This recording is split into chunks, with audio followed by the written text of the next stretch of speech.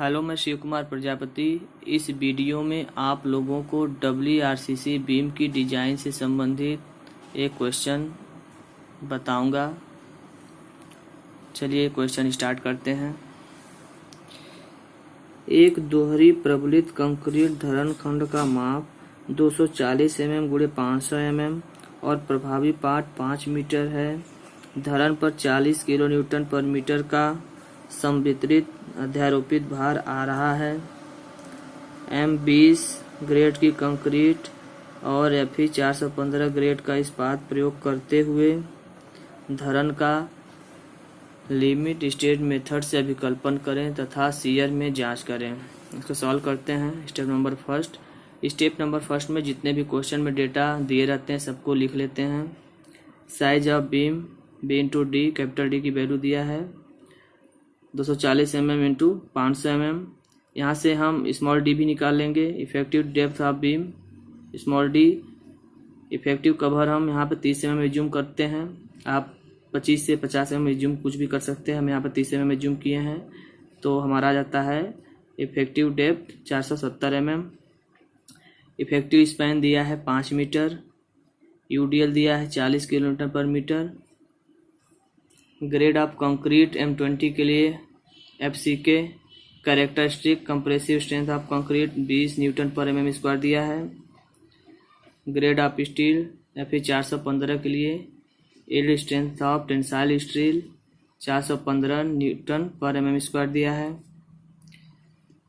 Step number second पे आते हैं। लोड कैलकुलेशन करेंगे। यहाँ पर हम लाइव लोड दिया है 40 किलोमीटर पर मीटर। डेड लोड या सेल्फ लोड ऑफ सेक्शन पर मीटर के लिए निकालेंगे तो यहाँ हम BD की वैल्यू पुट कर देंगे और RCC की डेंसिटी होती है 25 किलोमीटर पर मीटर क्यूब। ठीक है, यहाँ पर 1 हम पर मीटर के लिए किए हैं तो यहाँ पे हम B और D की वैल्यू मीटर में लिए हैं। यहाँ से देखिए 2 मीटर 1 मीटर से कट जाएगा यहाँ पे मीटर क्यूब से, तो 1 मीटर बचेगा तो यहाँ हो जाएगा 3 किलोमीटर पर मीटर। अब टोटल लोड निकाल लेंगे। टोटल लोड हमारा हो जाएगा dead load plus live load जोड़ दिए हम यहाँ पे तो 43 किलोमीटर पर मीटर आ गया।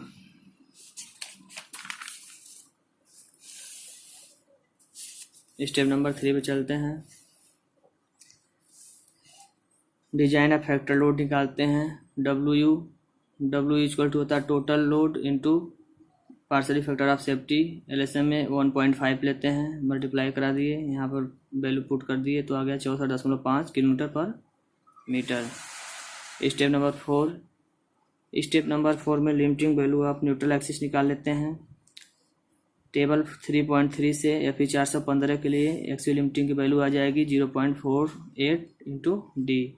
यह वैल्यू हम एक फार्मूला होता है 700 इंटू डी बटा के 1100 प्लस 8.7 FY 415 रखेंगे, वहाँ से भी एक्सियल लिमिटिंग की वैल्यू मिल जाती है। अगर हमारे पास टेबल उपलब्ध ना हो तो उस फार्मूले का यूज कर सकते हैं। Step number 5 design of factor bending moment निकालेंगे तो WUL/8 होता है इसका, आप शो में पढ़ चुके हैं। UDL लोड के लिए बेंडिंग मोमेंट का फार्मूला WUL/8 होता है। जहाँ पर वैल्यू पुट कर देंगे तो यहाँ पर आ जाता है 202 किलो न्यूटन इंटू मीटर। इसको न्यूटन mm में चेंज कर लेंगे 202 से गुणे 10⁶ न्यूटन mm हो जाएगा। Step number 6 design of factor shear force निकालते हैं। Design of factor shear force V equal to होता है WUL/2। वैल्यू पुट कर दिए 64.5 गुणे 5 बटा के 2 आ जाएगा 161.25 किलो न्यूटन। इसको हम न्यूटन में चेंज कर लेंगे। देखिए यहाँ पे न्यूटन, किलो न्यूटन, ये सब जो यूनिट है इसको ध्यान दीजिएगा थोड़ा। लास्ट में जो हमारी वैल्यू आएगी न्यूटन mm में ही आएगी, न्यूटन और mm के फॉर्म में। ठीक है, आपको जो भी सॉल्व करने में आसान हो आप लिख सकते हैं, कोई दिक्कत नहीं है। Step number 7 limiting moment of resistance. Limiting moment of resistance हम MU लिमिटिंग की वैल्यू इस फार्मूले से निकालते हैं 0.36 FCK into B axial limiting bracket में D माइनस 0.42 एक्सियल लिमिटिंग। तो यहाँ पर सारे वैल्यू पुट कर दिए हैं। यहाँ पे देखिए एक्सियल लिमिटिंग की वैल्यू हमारा 226 आता है, ठीक है। और डी एफ सी के वैल्यू दिया है, बी की वैल्यू दिया है, डी की वैल्यू दिया है 470।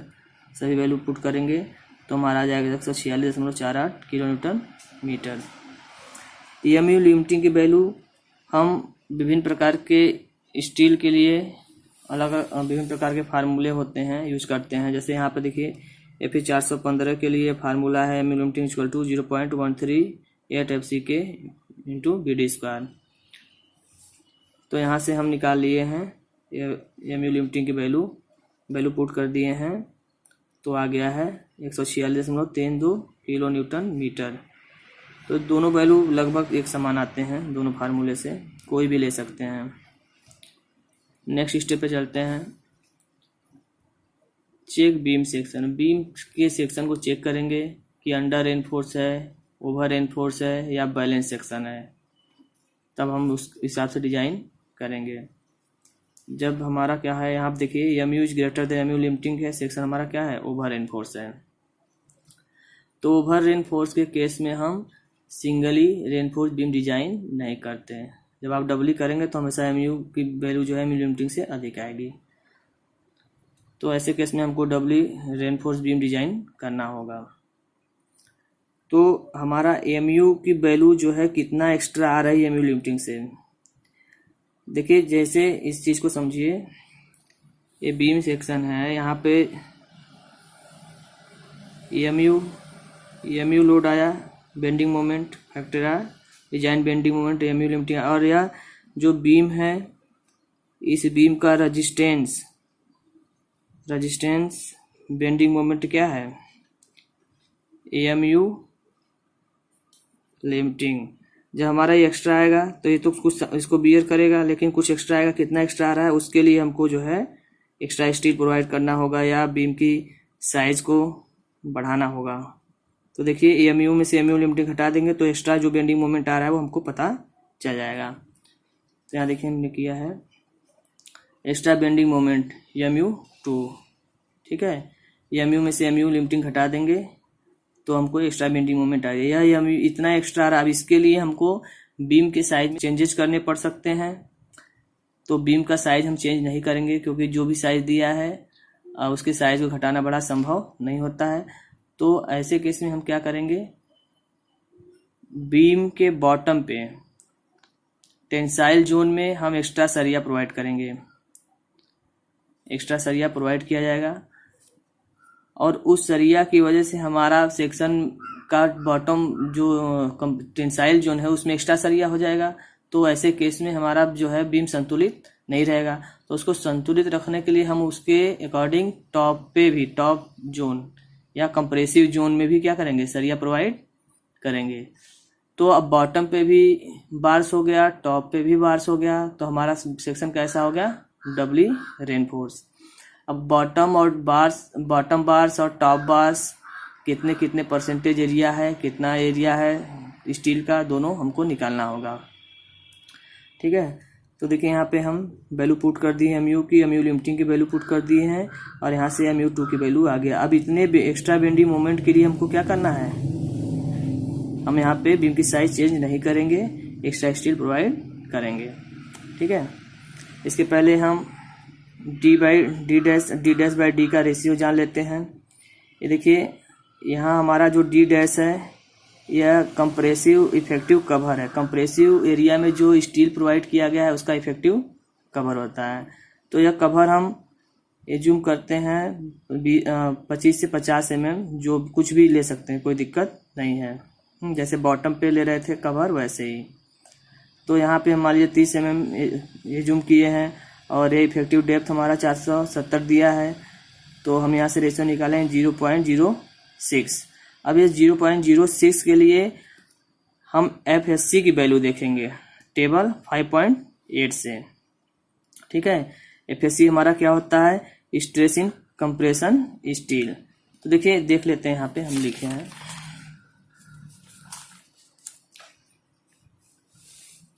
यह डी डैश बाई डी का रेशो 0.06 हमारा वैल्यू आया था, लेकिन यहाँ पे क्या है 0.05 5, तो हमारा 0.05 जो है इससे 0.06 अधिक है।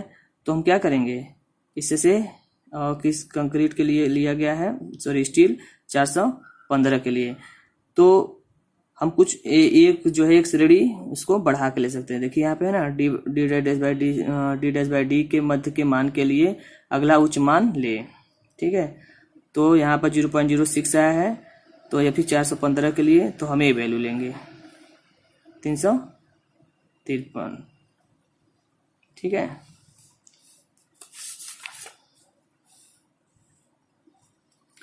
तो देखिए एफएससी की वैल्यू हो जाएगी 353 न्यूटन पर mm स्क्वायर।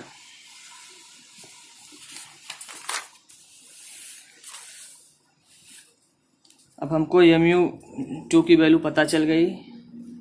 अब हम क्या करेंगे, स्टील निकालेंगे, एरिया ऑफ टेंसल स्टील। तो बॉटम पे जो स्टील प्रोवाइड किया होता है वह होता है ST equal to ST1 plus ST2। इसको हम एनालिसिस में बता चुके हैं, आप एक बार वीडियो पहले का देखिएगा, समझ आ जाएगा। तो ST1 और ST2 ये दोनों मिला के जो है टेंसाइल स्टील बॉटम पे ST बने हैं। तो हम पहले ST1 निकाले, फिर ST2 निकाले, हमको टोटल जोड़ देंगे तो ST की वैल्यू आ जाएगी। तो ST1 जो हमारा बीम हमारा क्या है, सिंगली रेनफोर्स जैसा बर्ताव कर रहा है, तब हम निकालेंगे ST1। तो MU लिमिटिंग बटा के क्या हो जाएगा 0.87 FY D minus 0.42 XU limiting, यह फार्मूला रख देंगे। यहाँ से ST1 की वैल्यू आ जाएगी 1082 mm स्क्वायर। अब ST2 पर विचार करते हैं। ST2 के लिए जो MU लिमिटिंग एक्स्ट्रा है उसके लिए देखिए क्या हो जाएगा formula, ST2 equal to MU2 बटा के 0.87 FY D minus D dash. देखिए D डैश की आवश्यकता पड़ी ना यहाँ पे, तो D डैश हम कितना एज्यूम किए थे 30 mm।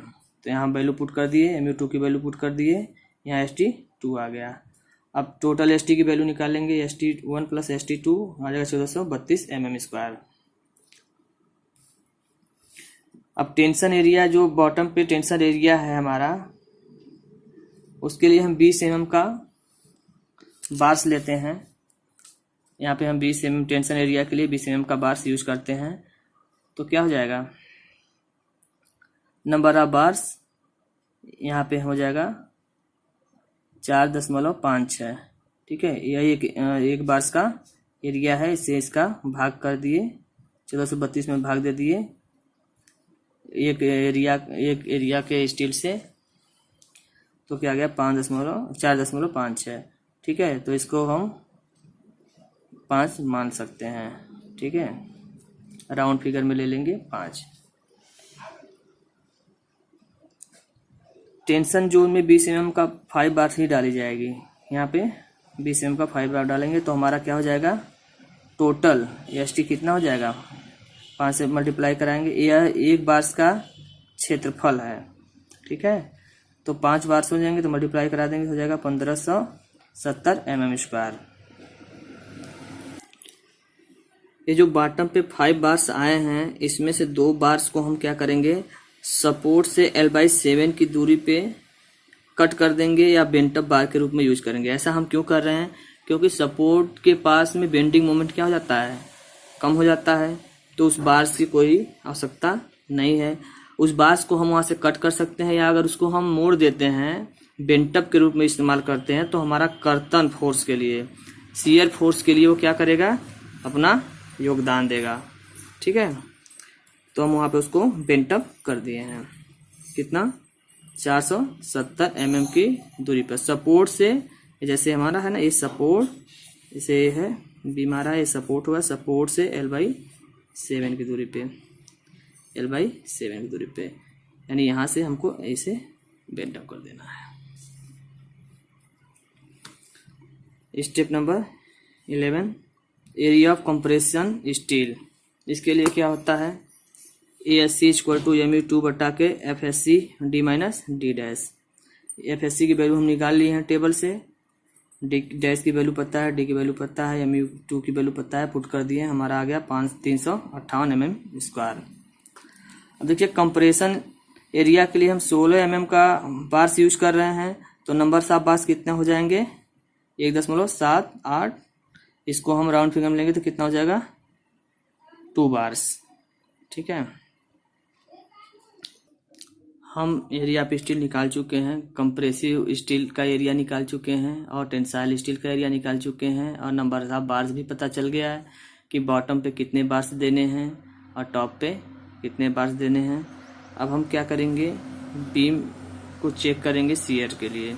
ठीक है, तो step number 12, nominal shear stress हमारा टाउ भी इक्वल टू होता है VU बटा के B इंटू डी।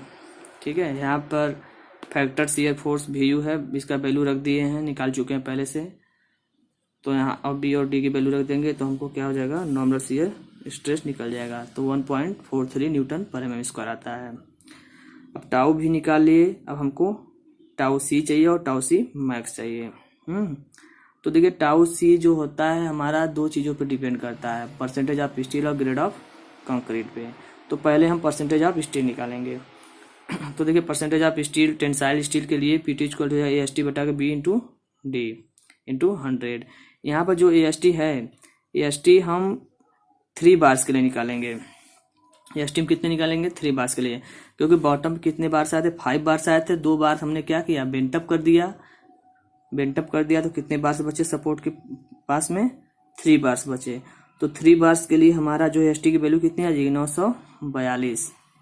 ठीक है, देखिए हम निकालें यहाँ पे 1 बार्स का क्षेत्रफल होता है 314, तो 3 बार्स हैं तो 942 mm स्क्वायर आ जाएगा।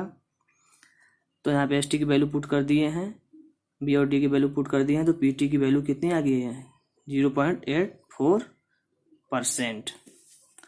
अब टाउ C की value, design shear stress tau C की वैल्यू हम टेबल से पढ़ेंगे। तो देखिए हम टेबल दिखा रहे हैं आप लोग को,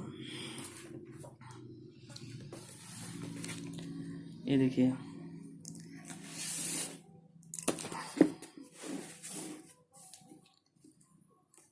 PT की वैल्यू है 0.84%। इसमें परसेंटेज दिया है कहीं, 0, देखिए 0.84 नहीं दिया है, 0.75 दिया है, फिर 1 दिया है। तो हमारा 0.84 जो होगा 0.75 और 1 के बीच में होगा। और हम किसके लिए देख रहे हैं, M20 के लिए। तो यानी 0.75 के लिए 0.56 है, 1 के लिए 0.62 है। तो इन दोनों के बीच में ही यहाँ पर कोई वैल्यू होगी जो हमारा टाउ C की वैल्यू 0.84% के लिए आएगी। तो देखिए इसको इस तरीके से निकालते हैं, इंटरपोलेशन का फार्मूला यूज करते हैं। देखिए हम ऐसे लिख लिए हैं, इसको दिया है 0.75%, इसके लिए वैल्यू दिया है 0.84 नहीं दिया था, हमने बीच में इसको पुट किया कि इन दोनों के बीच में ही आएगा। एक के लिए इतना दिया था तो इसको हम x मान लेते हैं। जहाँ पे x की वैल्यू हम निकालेंगे, यही x की वैल्यू हमारा क्या हो जाएगी, टाउ C की वैल्यू होगी। तो देखिए हम यहाँ निकाले हैं, इसमें से 1 माइनस 0.84, इसमें से इसको घटा लेंगे, फिर इसमें बटा के इसमें से इसको घटा लेंगे। 1 माइनस 0.84 बटा के 1 माइनस 0.75 इक्वल टू, वही कैसे यहाँ भी करेंगे, 0.62 माइनस एक्स बटा के 0.62 माइनस 0.56। इसको सॉल्व करेंगे। सॉल्व करने पर यहाँ पे देखिए एक्स की वैल्यू आ गई 0.58, यह हमारा टाउ C की वैल्यू आ गई। टाउ C की वैल्यू 0.58 न्यूटन पर mm स्क्वायर। अब टाउ C मैक्स की वैल्यू देखेंगे। टाउ C मैक्स की वैल्यू हम टेबल 4.3 से देखेंगे। ये वैल्यू मैं DB गुप्ता एंड विक्रम सिंह की बुक से देख रहा हूँ, आपका जो बुक होगा उसमें अलग टेबल नंबर दिया होगा। और IS कोड जो होता है, IS कोड एग्जाम में हमको IS कोड मिलता है, ठीक है, तो उस IS कोड में अलग टेबल नंबर होगा। IS कोड आप लोग पढ़ना सीख लीजिएगा, ठीक है, उसको डाउनलोड कर लीजिए, उसमें देखिए सब वैल्यू दिए रहते हैं। अब हम क्या करेंगे, कंपेयर करेंगे टाउ C मैक्स और टाउ V की वैल्यू को कंपेयर करेंगे और जानेंगे कि हमको शियर रिइंफोर्स देना है कि नहीं। यहाँ देखिए tau V is less than tau C max, तो हमारा बीम क्या है, सुरक्षित है, इसको हमको रीडिजाइन करने की आवश्यकता नहीं है। यदि मेरा टाउ भी टाउ सी मैक्स से अधिक होता तो हमको सेक्शन को क्या करना पड़ता, रीडिजाइन करना पड़ता, लेकिन यहाँ पे टाउ भी टाउ सी मैक्स से कम है, तो हमारा सेक्शन क्या है, ओके है और रीडिजाइन करने की आवश्यकता नहीं है। अब टाउ भी और टाउ सी में कंपेयर कर लेते हैं। टाउ भी हमारा क्या है, ग्रेटर है टाउ सी से, तो इस केस में हमको शियर रेनफोर्स अति आवश्यक हो जाता है देना। लेकिन जब हमारा टाउ भी इज लेस देन टाउ सी होता तो हमको शियर रेनफोर्स देने की आवश्यकता नहीं होती है, फिर भी हम क्या करते हैं, शियर रेनफोर्स स्टीरअप के रूप में देते हैं। लेकिन यहाँ पे टाउ भी क्या है, टाउ सी से बड़ा है, तो हमको बहुत ही ज़्यादा आवश्यकता है शियर रेनफोर्स देने की। या शियर रेनफोर्स हम दो रूपों में दे सकते हैं, बेंट अप बार के रूप में दे सकते हैं, स्टीरअप के रूप में दे सकते हैं, या दोनों के सम्मिलित रूप में दे सकते हैं।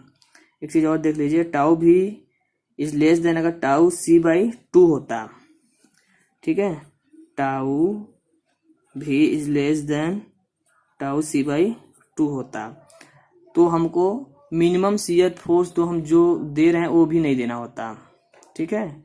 जैसे लिंटर वगैरह के लिए ऐसा केस आता है अक्सर। तो बात यहाँ पे करते हैं, तो यहाँ पे टाउ भी की वैल्यू टाउ सी से क्या है, अधिक है, तो हमको शियर रेनफोर्स देना है। तो कितने के लिए हमारा कितना शियर रेनफोर्स एक्स्ट्रा आ रहा है, नेट शियर फोर्स निकालेंगे। तो देखिए हमारे बीम पे कितना शियर फोर्स आ रहा था, पहले फैक्टर शियर फोर्स VU आ रहा था, और जो बीम का कंक्रीट, बीम में जो कंक्रीट इस्तेमाल हुई है वह कंक्रीट कितना शियर फोर्स रजिस्ट कर रही थी, टाउ सी, सॉरी हाँ VC की वैल्यू हम यहाँ रख दिए हैं, VC इक्वल टू होता है बल बराबर होता है प्रतिबल गुणे एरिया, तो यहाँ पे टाउ C इंटू BD हो जाएगा, ठीक है। ये देखिए इसको ऐसे समझ लीजिए, ये हमारा बीम सेक्शन है, इस पर जो वैल्यू आई वह VU आई, इसके अंदर जो कंक्रीट है उस कंक्रीट ने इसको रजिस्ट किया कितना, VC, ठीक है। VC बराबर हमारा क्या होता है, टाउ C इंटू BD होता है, ठीक है। तो मान लीजिए 10 किलोमीटर का फोर्स आया, शियर फोर्स ये 5, तो 5 बचेगा, तो इस हिसाब से यहाँ हम देख लेते हैं, ये इतना आया, इतना कंक्रीट लिया, तो कितना बचेगा, VU, यानी इतने के लिए हमको शियर रेनफोर्स देना आवश्यक है। यहाँ देखिए हम वैल्यू पुट कर दिए हैं, VU की, टाउ सी की वैल्यू दिया था, सब कुछ दिया था, यहाँ पर VUS की वैल्यू आ गई 95,825 न्यूटन।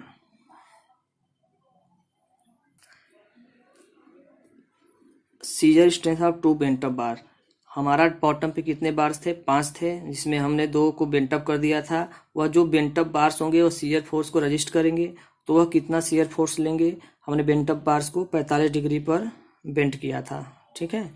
तो उसका शियर स्ट्रेंथ निकालेंगे, तो VU इक्वल टू हो जाएगा 0.87 FY AST into sine 45 degree रख देंगे, यहाँ पे सारे वैल्यू पुट कर दिए, तो हमारा VU का मान आ गया कितना, 1,60,305 न्यूटन। ये देखिए यहाँ पे जो VU है यह रजिस्टेंस जो है शियर फोर्स है, ये किसके द्वारा रजिस्ट किया गया है, बेंट अप बार के द्वारा, ठीक है। परंतु कोड के अनुसार बेंट अप बार जो है नेट शियर फोर्स का 50% ही लेता है, यानी टोटल शियर फोर्स हमारा कितना आया था, 95,826 आया था, इसका 50%, 2 से भाग देंगे 50% आ जाएगा, इतना मतलब शियर फोर्स हमारा बेंट अप बार लेगा। लेकिन हम बेंट अप बार के लिए इतना निकाले हैं, तो यह इतना ही नहीं लेगा, ये कितना लेगा, इतना लेगा, और बाकी का जो बचेगा वह हम किसको देंगे, वह कौन लेगा, स्टीरअप लेगा, ठीक है।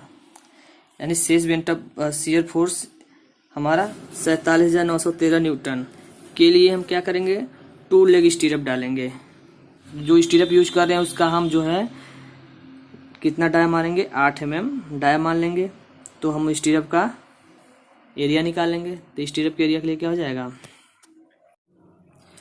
ASB इक्वल टू हो जाएगा 2 लेग स्टीरअप यूज किए हैं और 8 mm डाया है, तो इसका एरिया निकालेंगे, ठीक है। 2 लेग्स का तो कितना आ जाएगा, 100.6 mm स्क्वायर, ठीक है।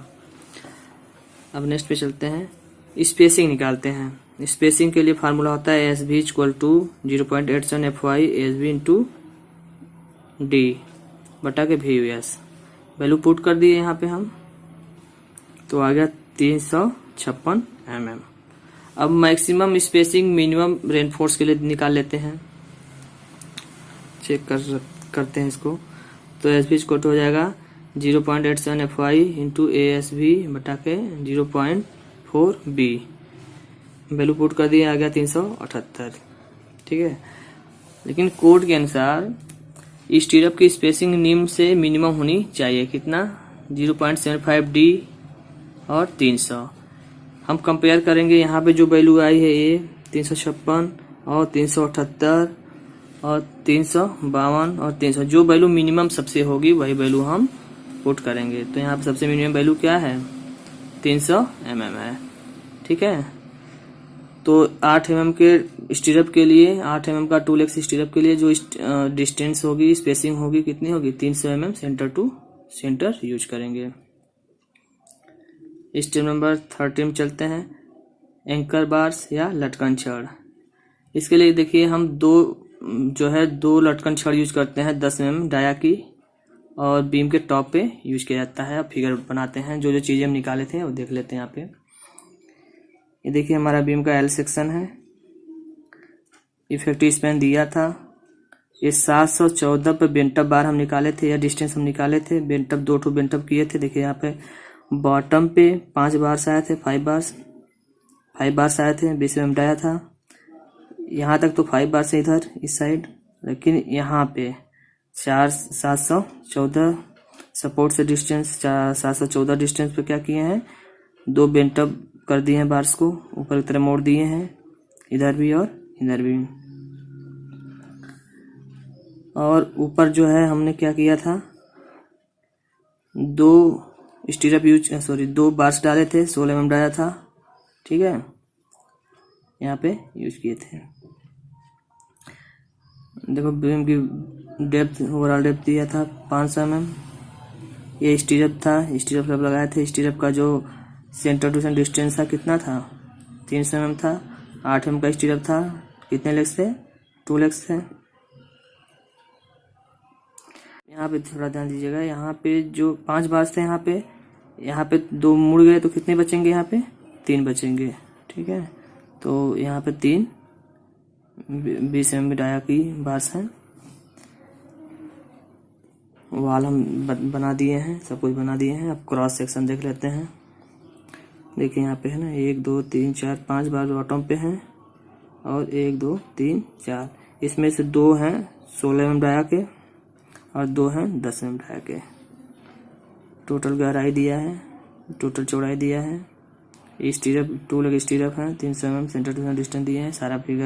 सारे फिगर में हम जो भी डेटा हमको मिला है, प्राप्त किए हैं, उसको हम बना देते हैं।